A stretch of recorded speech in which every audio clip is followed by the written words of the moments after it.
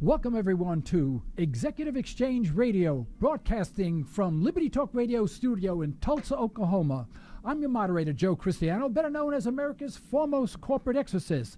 This program is hosted by Dr. Jennifer Beeman and Mr. George Gutierrez, both members of the BMOC Group and trusted advisors to chief executives and business leaders across the nation. During our live broadcast, we ask you to call with your questions or comments, 646-652-4620. I'll repeat that, 646-652-4620. Press the 1 button if you're listening in and you want to ask a question or make a comment, you want to break in, press the 1 button. Today we're going to explore the concept of talent and talent management.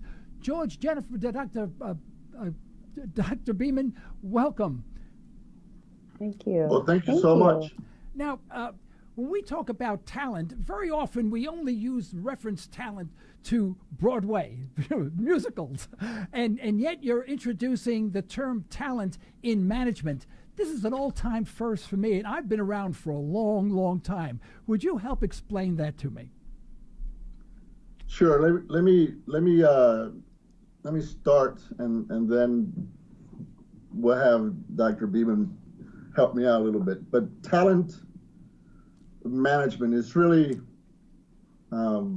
something that has emerged from the human resources perspective, as the practice of, seeking out very talented and very competent folks emerged some time back. So what we think and strongly believe in is that just because you have a whole lot of talent, that's not enough.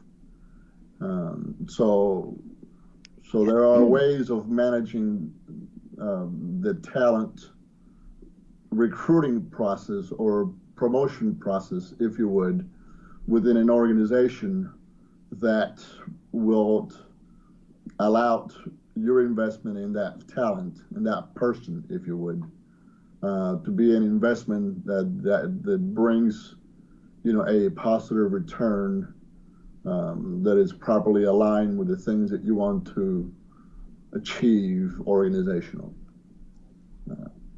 Yes, and further support. May I interject something? Yes, please. Yes. Yes. In addition to talent, and if the individual does not have the appropriate attitude or is not trainable, for instance, where it's difficult to see the talent, so we're unable to utilize one's talent to the fullest if an inappropriate behavior or inappropriate attitude is being demonstrated. So I just wanted to add that to George's comment.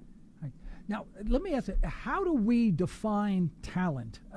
Because I in my head is stuck talent, I think of someone, dancing on stage.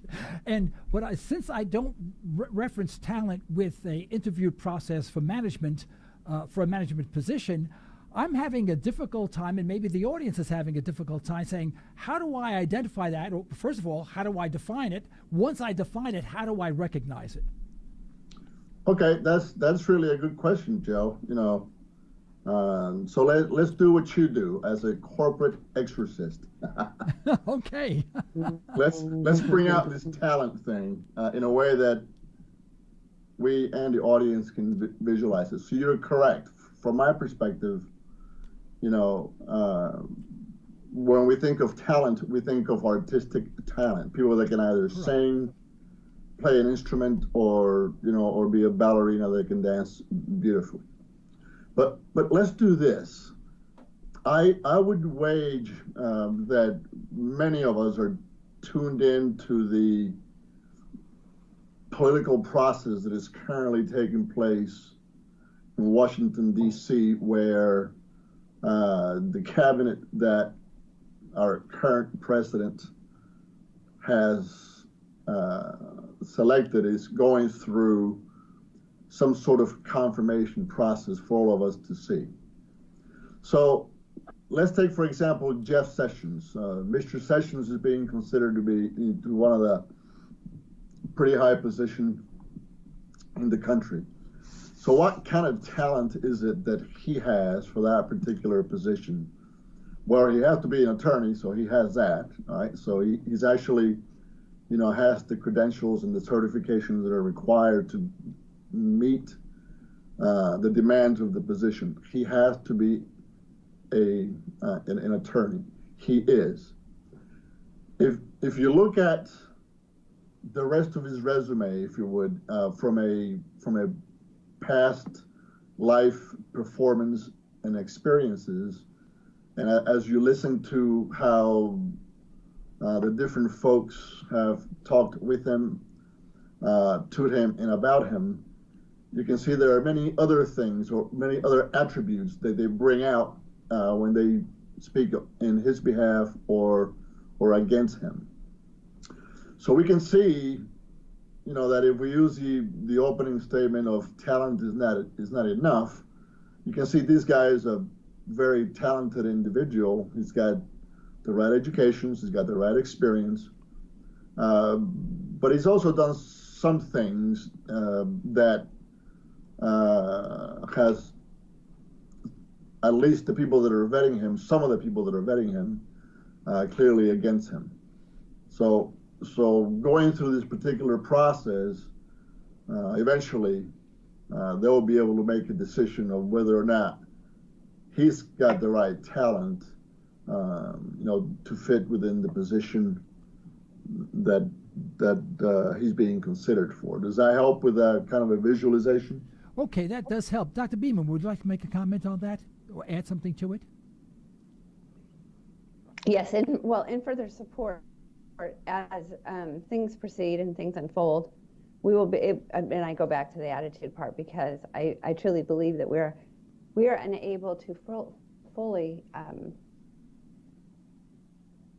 without the right attitude and without the right behavior, we're simply unable to fully demonstrate or articulate our talent, fully execute it, if it's not being received the way that we intended. And we do that through our behavior. So when we're thinking about talent, it's more comprehensive than just cognitive or technical skills. That's, I think, where naturally where George was headed, and I just wanted to add that additional part in there. It's an area that people oftentimes don't realize the magnitude of, because, for instance, if we notice that a particular attitude is overly aggressive, for instance, and so much so that we don't see the talent. In essence, what it can do is shadow the talent, because people can be so focused on say, for instance, an inappropriate behavior. So sometimes we can miss someone's talent simply because of their attitude. But on the same note, with the appropriate behavior, that will just emphasize or further demonstrate their talent, because it's easier to receive, it's easier to see, and it's more obvious. Well, how do we define talent then in this context? That's a really good question. So let's go quickly through this, because I don't think it's a matter of defining it, it's a matter of identifying it. So it's a different way of looking at it. And Dr. Beeman is absolutely right. And I kind of like the way she really began with it up front, which is an attitude. So we look at defining this thing from a behavioral perspective, and then we use attitude, as the one thing that equals the rest of the things. So if a person has the wrong attitude about something, whether it's motivational or otherwise, then it doesn't matter how much technically proficient they are or what kind of knowledge or skills they have, okay? And again, in that case, talent would not be enough. The idea is for us to be able to identify. So we believe that if a person has a combination of the right skills and the right knowledge, okay, suited for a specific area. So let's just say you're looking to promote somebody or select somebody for promotion within your corporate environment. And this person has been working in a particular department for many years, so that person has the institutional knowledge and it's got the right skills, that are required for that position. But you want to take them into a new position of leadership. The first thing we need to do is identify whether or not that person possesses any leadership skills. And the way to do that, you do an assessment. So you have to be able to answer the right types of questions. Does the person have the right skills? Does the person have the right knowledge? And then if the answer is in the positive, then does the person have the right goals? And are the goals in alignment with the organizational goals? And we know that if you can get that far into the identification or defining this talent thing, then we know that that individual will experience positive behavioral changes, as they grow into a new position or in the position that they're in. And so those behavioral changes equals to improved results in two different levels, at the organizational level and also at the personal level, which is really where we want everybody to be sort of balanced out, as they engage within the work environment. Well, the talent changes depending on the level of the position that you're in. If you're a first-line supervisor, for example, if you're a technician and you're working as a technician, you require certain talents. To be a first-line supervisor of maybe the technicians, that changes the paradigm altogether. Now, Warren Buffett, for example, has a lot of talents, but he may make a very poor technician on the line. So his talents are very different. And when you look at some of the world's richest people, richest business people, I heard the statistics. I haven't verified it, but they said over 50% do not have a college education. Many don't have even a high school education. So it's interesting that the definition of talent for a particular job changes with the job function and the scope of the job itself. Am I on the right track, or did I just steer the train right off the rails? No, I think you just jumped off the roof a little bit here. So when we think about talent, let's go back to the way you first started. There's something that is inherent in us. So some of us, are born with the propensity for music, and for some reason, we're drawn to that particular, side of life, and we become musicians, with a little bit of training, and we just love it, and we're immersed in that. Other people, for some reason, they like to argue, and they do it so well that they become attorneys. So other people are born with different inherent, I think, talents that once they discover what those talents are, then they really hone them and improve them. And I'm going to give this to Dr. Beeman in a minute. I don't want to get this wrong, but when you're talking about different levels of responsibility organizationally, now we're talking about skills, okay?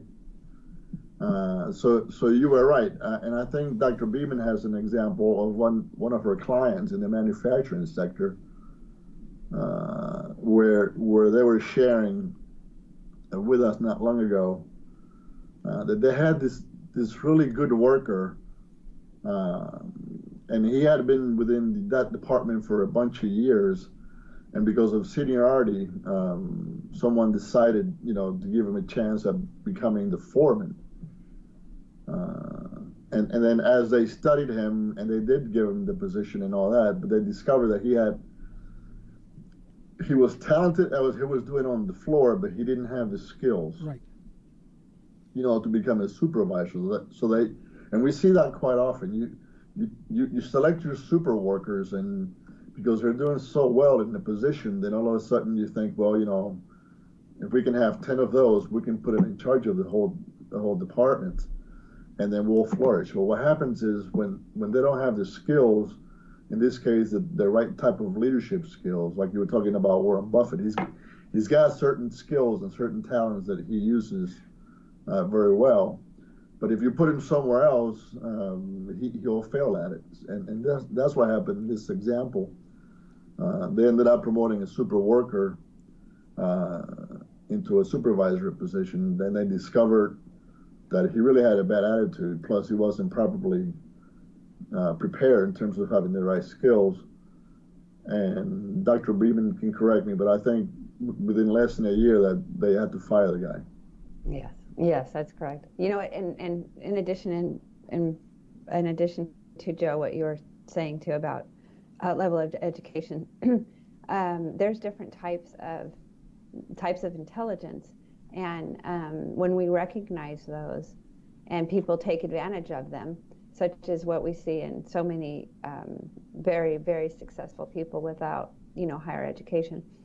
There's types of talents and skill that traits that come, that are known as soft skills or social skills, in addition to cognitive skills. So when we're aware of those and we take advantage of what we do know, we can hone in on those. And then in further support of what George was saying about the assessments, even when we mean well and we want to do well at work, oftentimes we try to be transparent so we can succeed, but there's blind spots. Everybody has blind spots, no matter how honest and transparent we are. So the assessments will help unveil those and give us the opportunity to identify those so we can take advantage of what our natural and inherent traits are, so we can hone in on them. So because sometimes we might have an inherent skill or a talent that that might not be might not be the same that we need in our role at work, and so it's going to be a little bit more of a struggle for us at work if we are not properly aligned. Whereas if we have that knowledge, we can it just makes it easier to succeed on a more natural level. Not that we can't be successful, it just makes it easier. Yeah. Well, I can get there faster. I own a occupational health testing company. In my younger years, I was in factories all the time, of course, promoting the business and seeing everything's going all right. And what I've learned is that some people had their employees who were in a job that would have driven me nuts after about 2 or 3 minutes of doing it. Let me give you a prime example, a welder. There were welders that could literally stare at that bead for literally 12 hours straight in one day. Now, that person loved welding and they were masters at it. If that person was the best welder, how often do you see the management saying, well, he's the best welder, thus he would be our next supervisor? When that, in fact, is probably a mistake, or could be a mistake, because he's good in what he does because he loves what he does. Right. Probably the poorest welder, who is a good employee, but this is not his life's blood. He's using welding to get ahead and maybe do other things. Do you find that management sometimes misplaces that evaluation of talent? Oh yes. Oh, definitely. I think especially. Oh, I didn't mean to jump in there, George. Go ahead. Did you want to speak on that? Go ahead. I think that especially in our contemporary organizations, it seems like as of late, especially, they are promoting individuals to management positions when they're really not ready. And for instance, an individual can be very passionate about welding, which can make him an amazing welder. Really skillful, yes. Extremely impressive work, but it doesn't necessarily mean that he's management material. He can be trained, and if he's got the right attitude and the right behavior, and if he wants it, and if all those things line up accurately, it can certainly work. Yes, it can certainly work, but it's not automatic. And I think that's where a lot of companies and businesses sometimes go wrong. They just assume that because he's an awesome welder, that let's just put him into management, or maybe because he's been here the longest, let's put him into management. And a lot of people are going to jump on the opportunity because it usually comes with a little bit of a pay raise, when in fact that's not. There's a lot more to the position than just welding, and there's unfortunately setting those people up to not be as successful as they were if they were in, if things were handled a little bit more appropriately. Well, if companies don't exercise the principle of talent management, everyone would be promoted to the level of incompetence, and at that level, it would destroy the corporation. Am I oversimplifying that, or is that a possibility? Go ahead, George. Since I kept checking, I'll keep yakking if you like. I've had multiple conversations with Joe about this, and he just likes to exercise these things, just get it all out there, and in a way that is not only colorful but also meaningful. I think Joe, that there are many organizations that they're doing a decent job at doing the right things in terms of conducting performance reviews on a regular basis, and even using assessments at the right time. So I can tell you, at the very senior levels, we've vetted. We brought in consultants and literally do executive assessment, and then provided work sessions with subordinate leaders to make sure that before that person was promoted to a higher levels of responsibility, there was some sort of consensus that person possessed the right skills and the right talents. I've seen organizations that do it down to the middle management level, and there's all kinds of different tools that are used, or inventories. For example, people use 360s. Dr. Bielman and I use about 4 or 5 different tools that we use, that we recommend that people would use. For different levels, we have organizational tools, and we have executive tools from middle management all the way to top executives.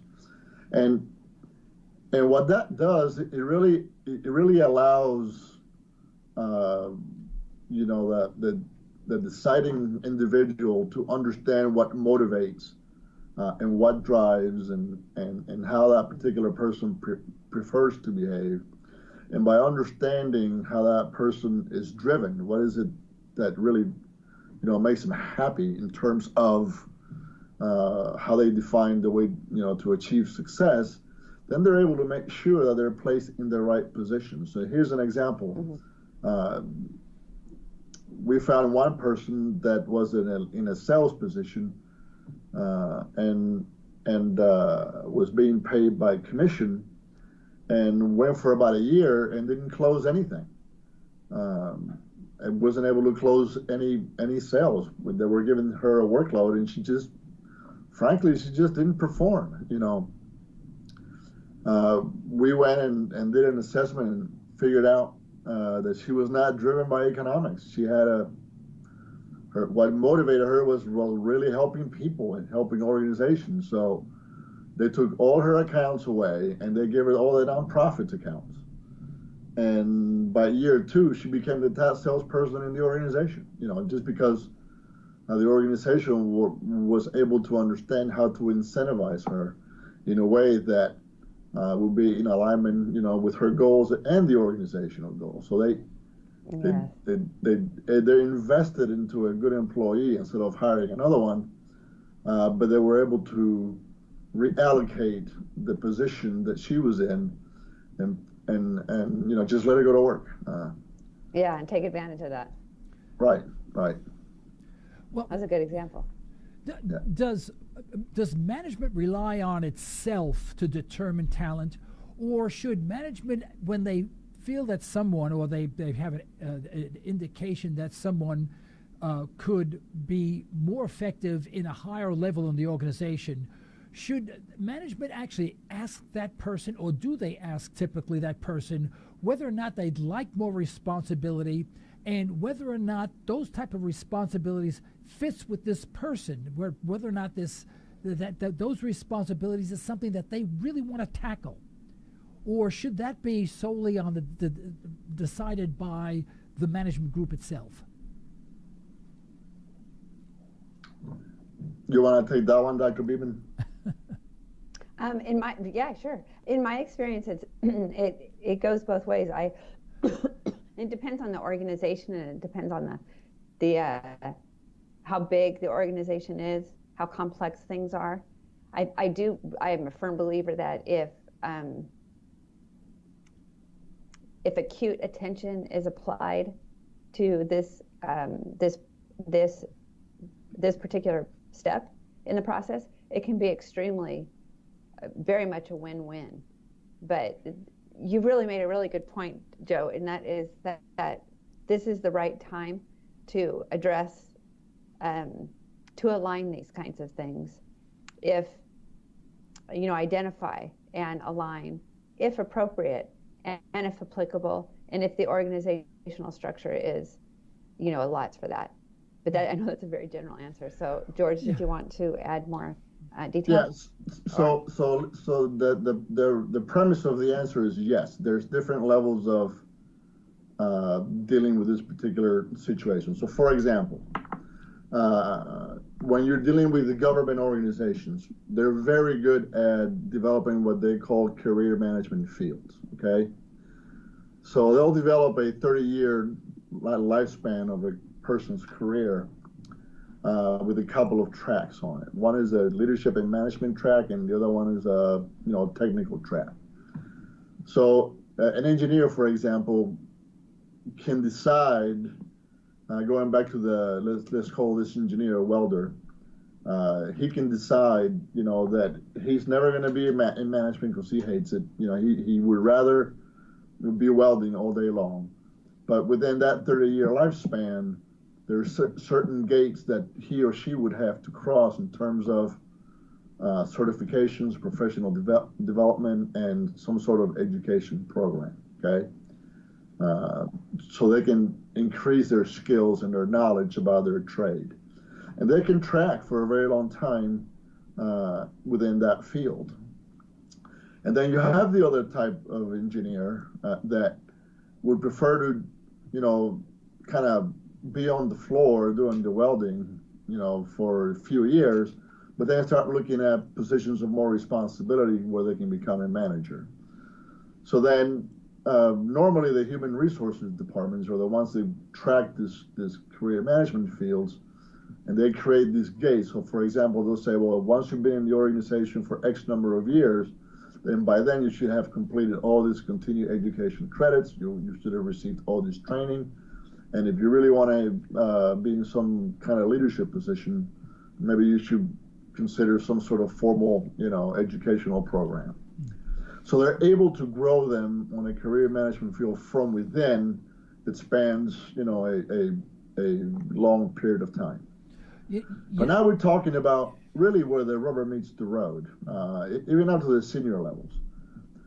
In other organizations, to where the folks or the executive teams are bringing in C-level talent, chief executive type talent.